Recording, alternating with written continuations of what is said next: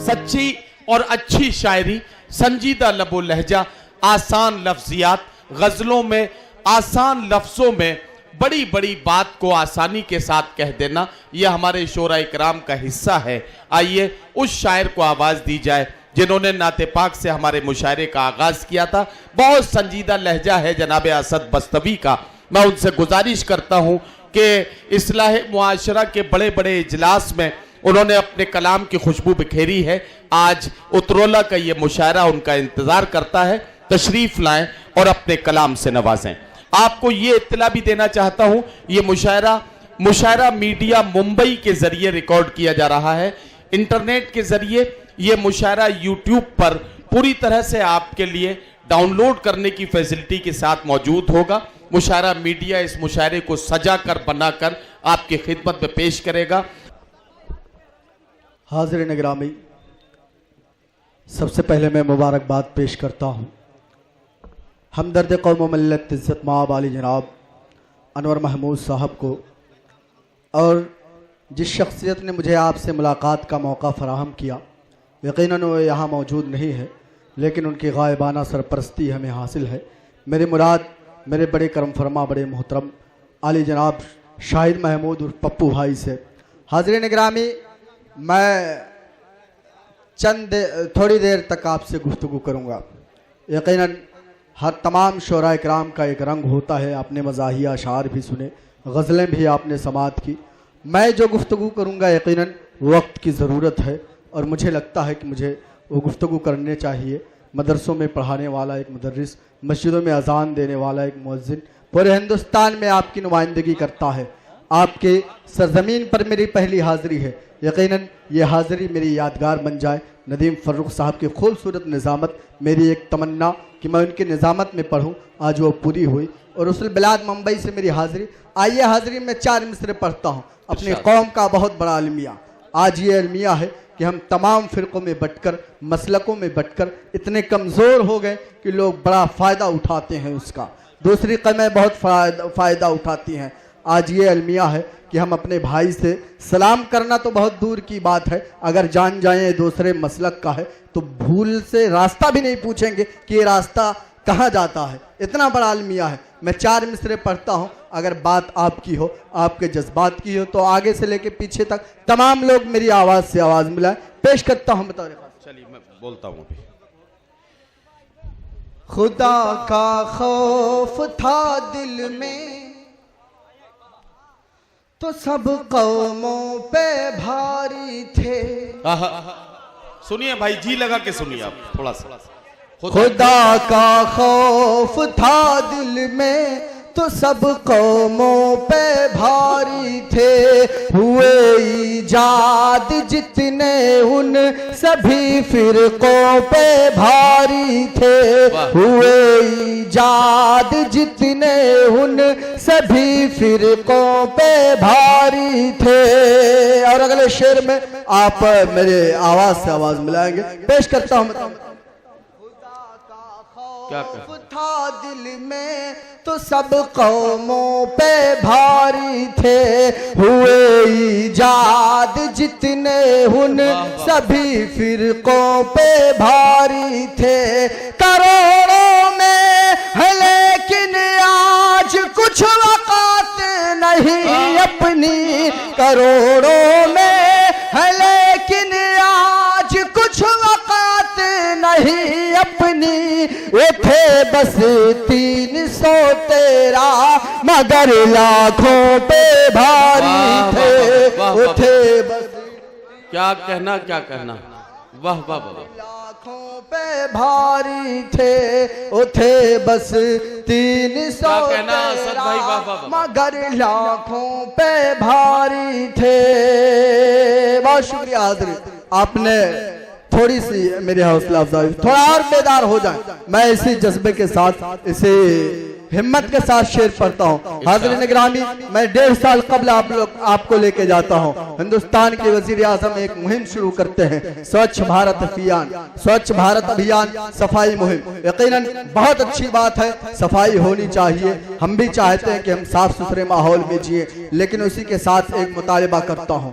एक मुतालिबा करता हूँ, वो मुतालिबा सिर्फ असद बस्तवी का नहीं पर हिंदुस्तान के मुसलमानों का है। यहाँ स्टेज पर एसपी यादव साहब तशरीफ रखते हैं, यकीनन मेरा मुतालिबा हुकूमत हिंद तक पहुँचाएंगे। पेश जी भाई थोड़ी देर सुनिए भाई। पढ़ाई भी जरूरी है, लिखाई भी जरूरी है। पढ़ाई भी जरूरी है, लिखाई भी जरूरी है। पढ़ाई भी जरूरी है, लिखाई भी जरूरी है। वतन में हर जगह अपने सफाई भी जरूरी है। वतन में हर जगह अपने सफाई भी जरूरी है। ये सब कुछ ठीक है लेकिन तुम्हारे कैद खानों से, ये सब कुछ ठीक है लेकिन तुम्हारे कैद खानों से हजारों बेगुनाहों की रिहाई बेजरूरी है।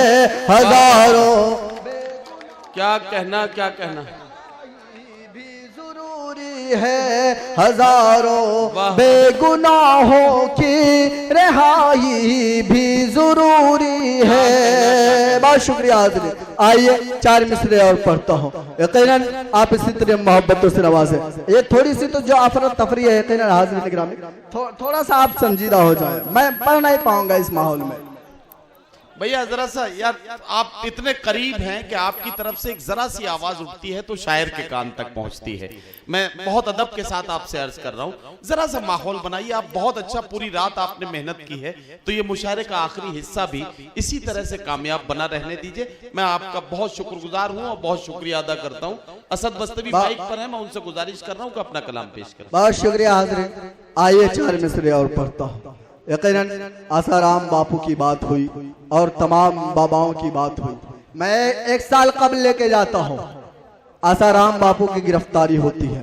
कहा जाता है कि मदरसों में पता नहीं क्या क्या हथियार मिलते हैं। इमरान भाई ने अपने नज़्म में मुकम्मल तौर से उसका खुलासा किया। मैं 4 मिसरे पढ़ता हूँ। इमरान भाई बताओ।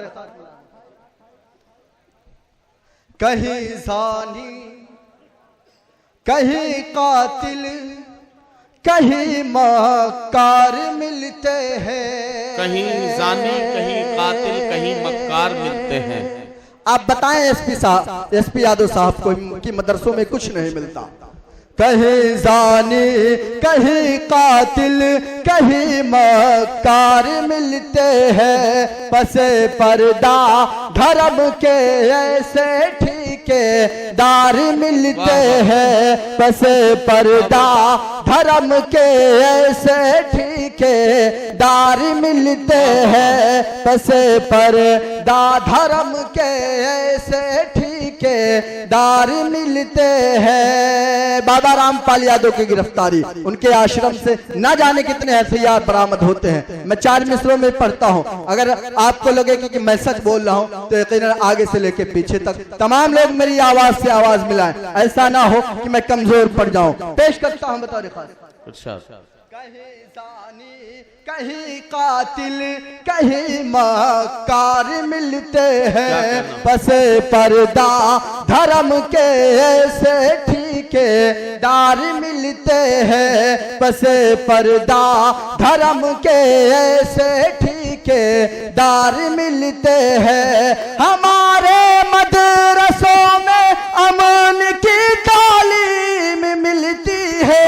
हमारे मदरसों में अमन की तालीम मिलती है। तुम्हारे आश्रम में आजकल हथियार मिलते हैं। तुम्हारे क्या कहना असद बस्तवी साहब, वाह वाह वाह वाह यार मिलते हैं। तुम्हारे आश्रम में आजकल हथियार मिलते हैं। और हाज़रीन गिरामी, चंद दिन कबल बेंगलोर से एक आलिम दीन को गिरफ्तार किया जाता है और ये कहा जाता है कि इनका ताल्लुक अलकायदा से है। लेकिन उतरौला वालों, आपकी जिम्मेदारी है आप बताना कि उनका ताल्लुक अलकायदा से नहीं, उनका ताल्लुक नूरानी कायदा से है। मैं पढ़ता हूँ 4 मिसरे बतौर खास। जिसे इस देश के लोगों ने कुर्सी पर बिठाया है, बज़ाहिर वो हमारे मुल्क का हम दर्द लगता है, बज़ाहिर वो हमारे मुल्क का हम दर्द लगता है, जिसे इस देश के लोगों ने कुर्सी पर बिठाया है, बज़ाहिर वो हमारे मुल्क का हम दर्द लगता है। अगर चेहरे पे दाढ़ी और उसके सर पे टोपी हो, अगर चेहरे पे दाढ़ी और उसके सर पे टोपी हो, हुकूमत की नजर में वो तो दहशत गर्द लगता है, हुकूमत क्या कहना, क्या कहना, दहशत गर्द लगता है, हुकूमत